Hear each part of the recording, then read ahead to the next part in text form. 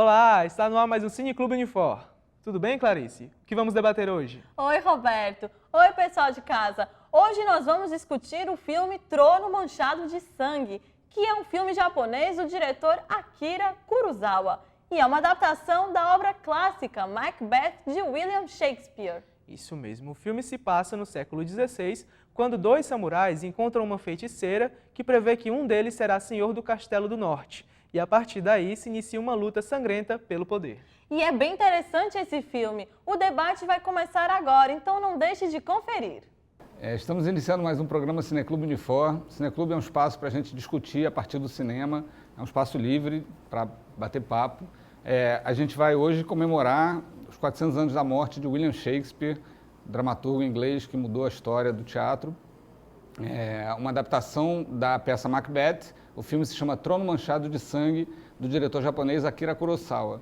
Para conversar com a gente estão aqui o Tércio Aragão Brilhante, ator, né? E o professor Humberto Cunha, que é professor aqui da casa, do curso de Direito.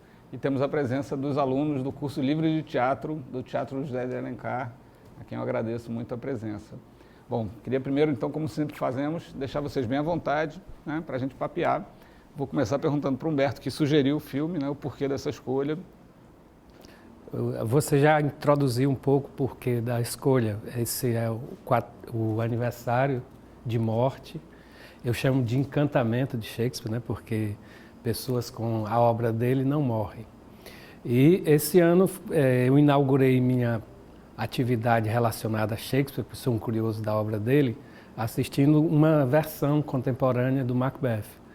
E eu me atrevi a fazer uma crítica a respeito dessa nova versão, comentando que se trata de uma boa versão da obra do Shakespeare, o Macbeth, mas que tinha um problema hollywoodiano terrível, que é daquela sonoplastia que induz, quase sequestra o sentimento do espectador para aquilo que o diretor deseja obter. Claro que todos os diretores fazem isso, mas eu achei que aquele seria um exagero forte, né? E eu recebi o seu amável convite para, pela primeira vez, participar aqui do Cineclube Unifor. Você me perguntou que filme eu indicaria e de súbito me veio a ideia de fazer uma suposta reparação relativamente às adaptações do Macbeth para o cinema, e eu acho que uma das melhores, se não a melhor, é essa do Akira Kurosawa. Essa é a minha razão. Obrigado. Tércio, suas considerações iniciais. Agradecer a presença aqui também do pessoal do curso Princípios Básicos de Teatro, da Escola Livre de Teatro de Alencar. Vamos aí conversar. Kurosawa e Shakespeare, um encontro. Na chamada para cá, tu disseste que era um encontro inusitado.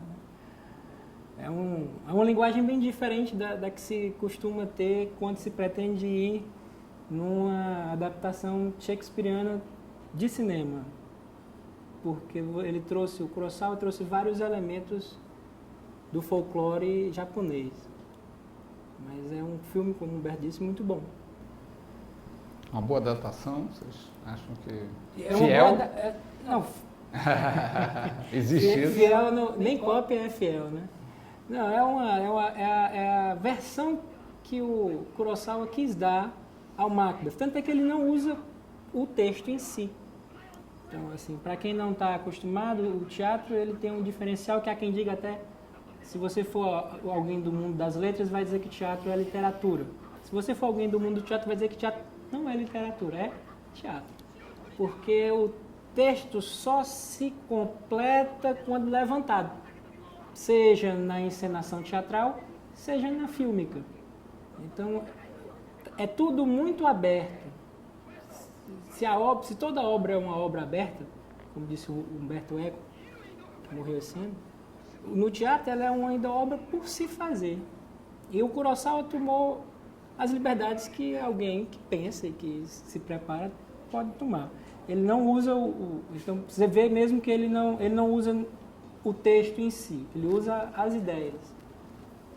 E faz uma mudança introduzindo muito, aí vai caracterizar mesmo o teatro no, que é do folclore, o folclore japonês e o teatro no, que nós conhecemos pela sonoridade, a trilha sonora é muito boa, e pela questão das máscaras e do gestual. Você vê ali a Lady Macbeth, né? A Sage, eu acho. Ela é a maquiagem dela é uma máscara tradicional que existe no teatro no, que se chama Fukai, que é uma mulher que já está há alguns anos de vida, já está vivida, e que teve uma grande perda, por isso é triste. Essa perda é de um filho ou de um marido. Eu considero que a obra do Akira Kurosawa é como se fosse um desdobramento do processo criativo de Shakespeare. Shakespeare, a grande virtude dele não estava em querer inovar, mas em querer lapidar as criações já existentes da humanidade. Todos nós sabemos que Shakespeare trabalhava sobre os livros históricos, sobre os contos já existentes, sobre as realidades já postas, sobre o folclore, etc. Né? Então, o Akira Kurosawa, na minha opinião, faz muito bem não seguir o texto de Shakespeare e fazer essa sua própria leitura de elementos universais relativos ao poder, relativo às relações daquilo que a gente chamaria macro e micropoder, né? O poder na casa, o poder na cidade, o poder na sociedade, o poder que inclusive nós estamos vendo sendo debatido muito fortemente na nossa realidade atual, quando a esposa do general japonês vai convencê-lo, tal qual supostamente fez Eva, né? A segunda mulher de Adão, né? Porque disse que a primeira mulher de Adão foi Lilith, que é completamente rebelde, feminista, inspiradora dos movimentos feministas. Quando ela vai tentar convencê-lo a matar o líder maior para se tomar o seu lugar, ela diz assim: percebe que ele já matou o seu antecessor? Ou seja, essa solução eu acho que foi encontrada de uma forma muito mais explícita, muito mais justificadora da ação dramática do que propriamente em Macbeth. Não sei se Técio concorda com essa. Não, o Humberto levantou um ponto essencial da comparação dos dois trabalhos. Porque aí há diferenças narrativas, há diferenças de escolha. Apesar de que o tronco ou a premissa e vários desdobramentos dele são os mesmos. Mas o Humberto traz uma das questões fundamentais, talvez a diferença fundamental. O Macbeth, ele é uma peça que tem a ideia de que há um rei bom, que é o Duncan, que vai ser morto por uma pessoa gananciosa e má, que essa pessoa durante seu reinado vai só espalhar morte e destruição, e que aí haverá pessoas boas aliando-se à Inglaterra, que é o centro de um rei muito bom, que é o Eduardo, o confessor, que na peça ele tem até poderes de milagre, é milagreiro, ele cura doenças e tal. Então, a peça do Shakespeare, o mal mata o bem, mas que depois vai ser morto por outro bem, e politicamente esse bem vem da Inglaterra. Esse bem vem da Inglaterra. Ou seja, há uma ideia de que no fim o mal não sobreviverá. E há essa ideia do mal e do bem. Acho também interessante, pelo menos aqui na versão que a gente viu, essa ideia também de que ele era bom, né, para usar esses termos bem maniqueístas. Ele não queria, ele queria ser leal, mas a mulher, né, veio e transformou lá, veio maquiavelicamente, que é um pouco essa ideia também do homem bom corrompido pela sociedade, né? No caso pela mulher, né? O Kurosawa ele pesa mais nesse ponto aí. Ah, sim, também no Shakespeare, até que tem as bruxas, né? Que são fêmeas. Não é à toa que se escolhe que bruxas sejam fêmeas, né? Agora tem uma coisa interessante, a percepção da obra, eu acho que é uma obra completamente sugestiva de hermenêuticas, né? Então, de interpretações. Você pode observar como misoginia, mas também pode observar do ponto de vista psicológico, que aquela mulher era a consciência dele, né? É tão interessante na cena como ela aparece, que parece ele pensando, se debatendo em fazer ou não fazer, até pegando um mote de um outro famosíssimo personagem de Shakespeare, que seria ser ou não ser. Há várias adaptações, e o Técio lembrou uma muito interessante aí, que na obra na obra de Shakespeare, propriamente Macbeth, não é uma única bruxa, mas são 3 bruxas com uma característica muito curiosa, elas têm barba, né? Ou seja, exatamente para dar a ideia de que não é propriamente o sexo feminino, aí você pode ter, né? Mas é o ser humano, ou seja, um corpo de mulher, mas com uma característica que é eminentemente masculina. Boa tarde, meu nome é Ítalo, sou aluno de publicidade e gostaria de perguntar para o professor Humberto e para o Tess também foi o que eles acharam. O professor falou brevemente do último Macbeth, 2015, com o Michael Fassbender, e como foi o primeiro contato de Shakespeare com vocês? Como foi que vocês conheceram e foram... E também para quem ainda não teve contato, por onde começar, enfim... Se vale a pena pequeno ainda, manual. né? Porque depois de 400 anos, né? Será que ainda tem... Mais uma vez ele perguntou para mim, tá aqui, acho que foi até aqui. Se você é um cara tão novo, né? Você vê que ele lê mal as feições das pessoas. Por que Shakespeare? Eu fiz uma resposta explicativa, porque estava sendo filmado, mas se ele me perguntasse isso para mim ali fora, eu dizia assim, Márcio, eu te perguntei por que não? Eu acho mais difícil uma pessoa não querer se aproximar do que se afastar, sabe? O Humberto tem um artigo publicado, ele disse no começo, sobre esse Macbeth mais recente. Então, eu acho até bom ele falar. Ele falou de trilha sonora, mas o texto tem mais detalhes, né? Bom, você pergunta qual é a minha aproximação com Shakespeare. Eu vou falar 3 momentos rapidamente, né? Primeiro que quando eu era adolescente eu fiz teatro. Fiz teatro chamava-se Escola Técnica, né? Vocês percebem aí a idade mesmo, né? E então deu vontade de me aproximar, sobretudo quando eu encarei a realidade que não teria tempo para desenvolver o teatro. Aí eu disse, como é que eu me aproximo do teatro? Aí fui secretário de Cultura de Guaramiranga e construí um teatro, né? Então continuei a fazer teatro no outro sentido agora.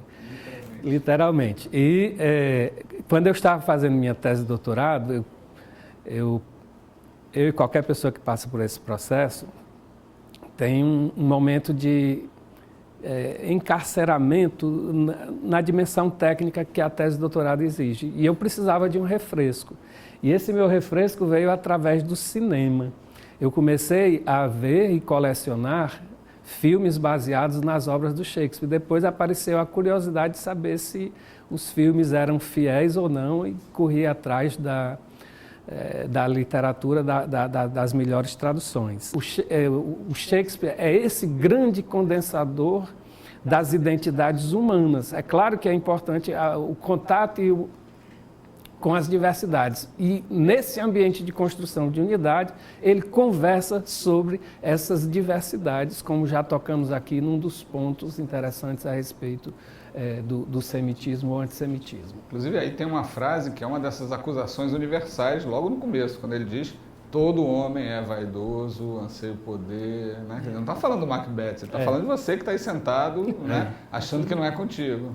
O Macbeth, se você for resumir, é uma peça sobre desejo, ambição e consequências. Do que é que eu sou capaz de fazer para obter o que eu quero. E, obtendo o que eu quero, serei eu feliz? Qual é o preço? Ou eu vou ficar atormentado? Ele até é exatamente a narrativa inversa do Hamlet. Enquanto Hamlet existem 4 atos anteriores, para só no 5º haver uma ação. Enquanto há muito remoer, pensar, hesitação e uma ação ao final, no Macbeth a ação acontece no comecinho do 2º ato, apesar de ser decidida antes. E aí há o resto todo da peça como as consequências do ato. Inclusive uma das frases clássicas do Macbeth, se o feito terminasse no feito, se não houvesse o depois. O que você recomenda para eu começar a ver? Veja cenas levantadas, veja filmes. Veja peças, vá ao texto depois, porque realmente isso eu não vou esconder de você não, é um obstáculo. É um obstáculo, porque, como seria um obstáculo em português de 1500 e alguma coisa. Já não é a nossa língua mãe e é uma língua estrangeira, apesar de popular, o novo Esperanto, ou o Esperanto que deu certo, com construções muito difíceis. Pessoas que falam inglês fluentemente como língua mãe vão ter dificuldade com o texto. Então veja filmes e depois você vai indo para os livros. É mais ou menos esse o caminho. Boa tarde. Muito obrigada, Cineclube Unifor, por nos receber e estar proporcionando esse momento. 400 anos de Shakespeare, né? E aí, eu sou Juliana, a gente está aqui, Juliana Veras, professora do curso Princípios Básicos de Teatro. E viemos aqui por uma investigação dentro do teatro, participar um pouco dessa mistura de linguagens. Muito obrigada pela oportunidade. E, ouvindo vocês, eu estava selecionando alguns elementos que eu gostaria de comentar. A gente vem com esse olhar do teatro, vendo o filme de uma pessoa de uma outra terra que não era do Shakespeare, de um outro período também, falando cada um sobre um período diferente de si mesmo também. O próprio Macbeth não é do tempo do Shakespeare, dos 1600 e tanto, e estamos nós aqui no século XXI, por acaso, né, 2016.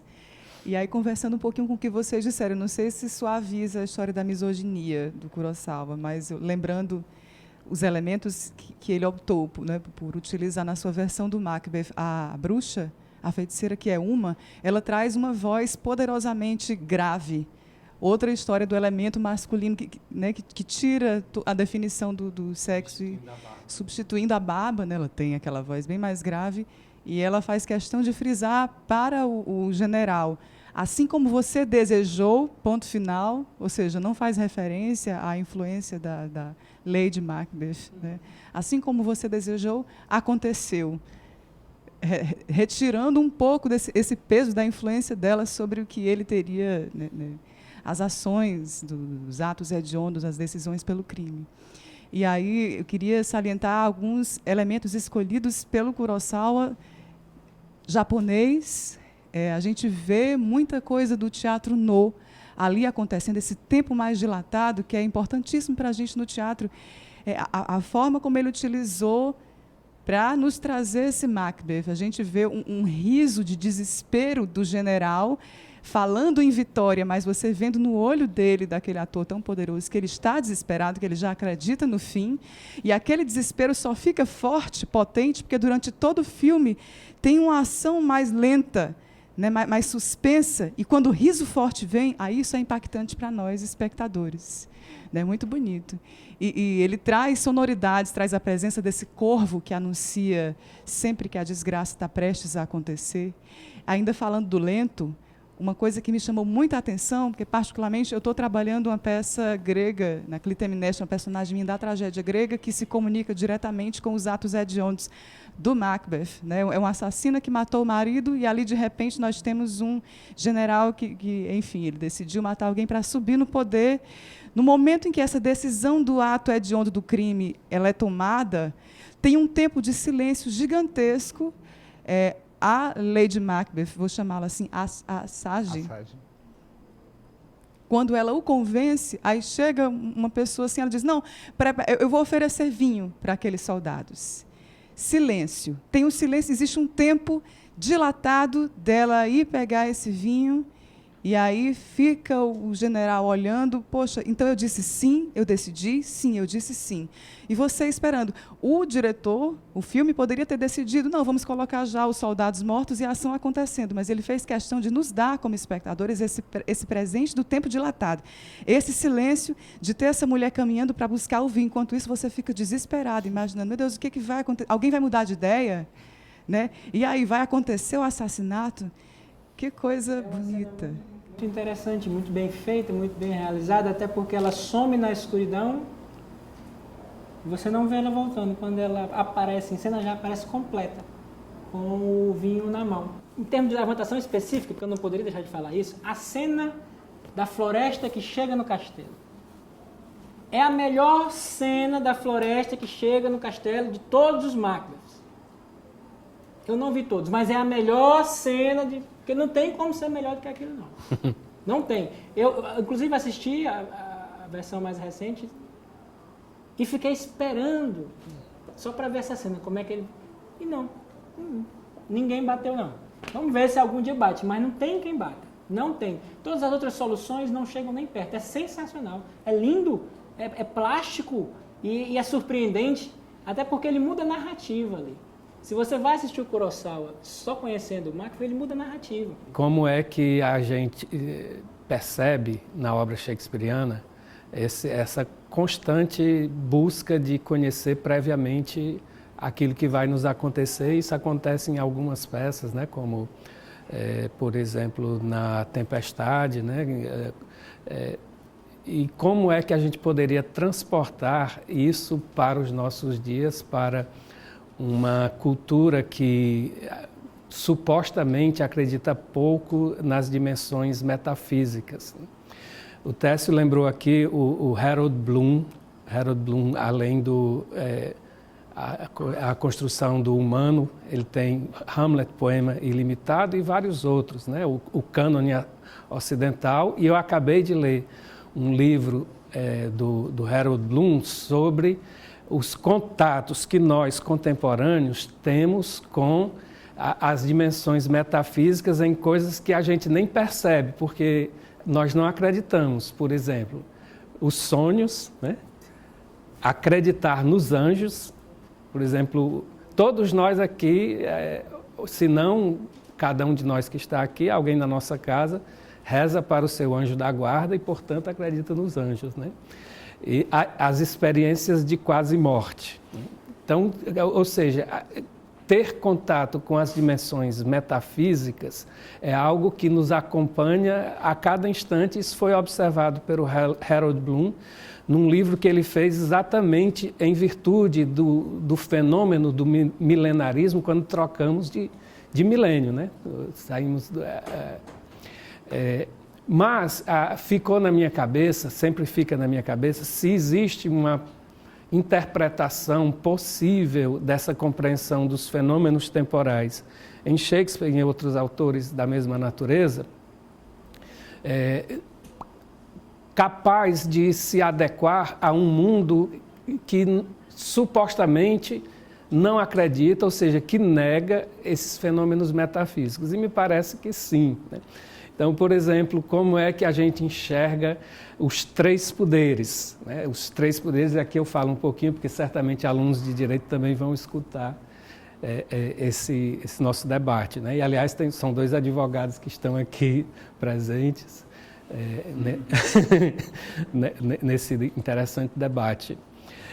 Disse que o judiciário é um poder mais atrelado ao passado, né? Que, por exemplo, ele condena uma pessoa que cometeu um crime há 30 anos, que agora é uma outra pessoa. Então, você está julgando, no caso, uma lembrança, né?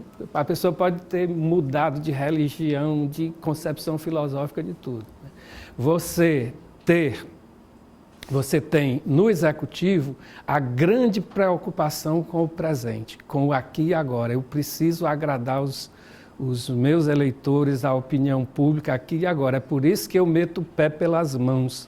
Eu faço coisas que depois vêm as consequências, não penso muito nisso. E o que seriam essas videntes? Seriam as bruxas, ou seria a fiandeira, né? Seria o legislativo através de um instrumento que se habilita para o futuro, que é a lei.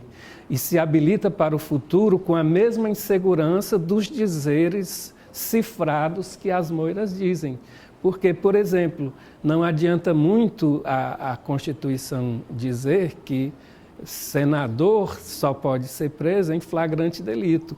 De repente, uma interpretação diferente chega e desmancha essa previsão futurística contida nesse elemento laico, leigo da nossa sociedade. Ou seja, se a gente pode encontrar na obra do Shakespeare, e creio que é essa a grande razão de ela permanecer em qualquer que seja o tempo, porque a gente encontra as respostas, se a gente for crente, nos fenômenos metafísicos, e se a gente também for descrentes, ele faz as conexões que nos permitem refletir ou sentir.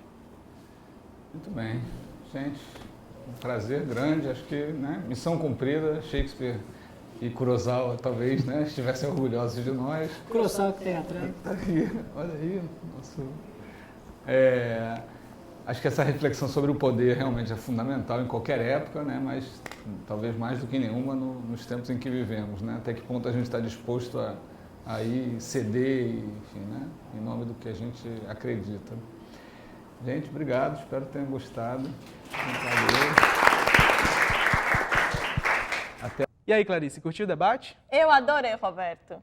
E se você, assim como eu e a Clarice, gosta de debater sobre o universo do cinema e quer participar das gravações do Cine Clube, é só aparecer nas gravações. Que acontecem todas as quintas-feiras, à 1h30 da tarde, na sala A da Videoteca da Unifor. Vem debater com a gente! É isso mesmo, e não esqueça de curtir o Cine Clube nas redes sociais.